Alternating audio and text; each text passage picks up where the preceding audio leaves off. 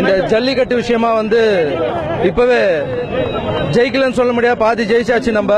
ஏன்னா இவ்வளவு பேர் ஒன்னா தமிழ் இனத்துக்கு ஏதாவது ஒரு பிரச்சனைன்னு வரும்போது கர்நாடகாவில் எந்த இடத்துல எதனா ஒரு பிரச்சனை வரும்போது எல்லாமே தனித்தனியா இருந்தாங்க. இந்த டைம் வந்து எல்லாம் ஒன்னா சேர்ந்திருக்காங்க. ஒன்னா சேர்றதுக்கு நிறைய பேர் காரணமா இருந்திருக்காங்க. அரசியல்வாதிங்க இதுக்காக தான் போராடிட்டு இருக்காங்க. நடிகர் தம்பி சிம்பும் சரி, இதுல எல்லாருமே நேற்று விஜய் சார் கூட ஒரு அறிக்கை கொடுத்திருக்காரு. சோ எல்லாருமே இதுக்காக போராடுறாங்க. சோ இங்க நான் நேற்று நைட் வந்து எனக்கு ஒரு மெசேஜ் வந்தது. அந்த மெசேஜை பார்க்கும்போது எனக்கே கண் கலங்கிடுச்சு. என்னன்னா, அண்ணன் நாங்கெல்லாம் தண்ணி இல்லாம இருக்கானே, சாப்பாடு இல்லாம இருக்கானே, எங்களுக்கு வந்து மெடிசன் இல்ல கரெக்டாங்கன்னு சொன்னாங்க. சரி நம்ம போய் பார்க்கலாம்னு இங்க வந்து பார்த்தா கண்டிப்பா வந்து இங்க இருக்கிற நம்ம தம்பி தங்கச்சிங்களுக்கு வந்து கண்டிப்பா சாப்பாடும் தண்ணியும் அரேஞ்ச் பண்ண வேண்டிய பொசிஷன்ல இருக்கும். மழை வெள்ளம் வரும்போது நம்ம வந்து எத்தனை பேருக்கு உதவி செஞ்சிருக்கோம்.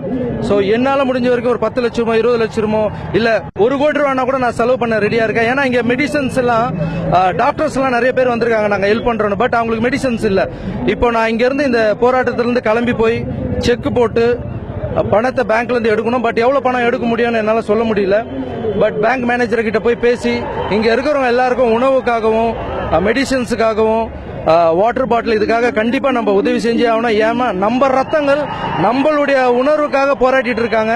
சோ நம்மளால முடிஞ்ச உதவி அங்கங்க இங்க இந்த இடத்துல இப்ப என்னால முடிஞ்சது நான் பண்றேன். உங்க ஊர்ல பக்கத்துல யாருக்கெல்லாம் முடியுதோ அவங்களுக்கெல்லாம் மெடிசன் பிளஸ் வந்து சாப்பாடு, இந்த தண்ணி.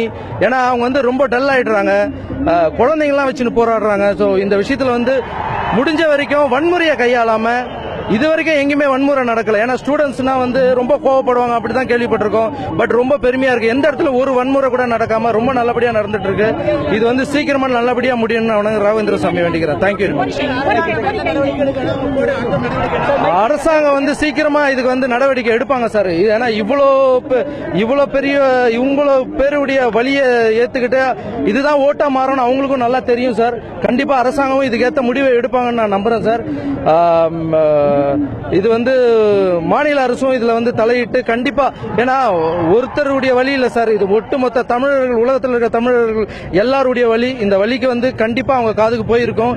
சீக்கிரமா ஒரு நல்ல முடிவு வரும்னு நினைக்கிறேன் சார். முடிவு வரலன்னா அது எலெக்ஷன் வரும்போது எப்படி பிரதிபலிக்கும் அது நடக்கும்.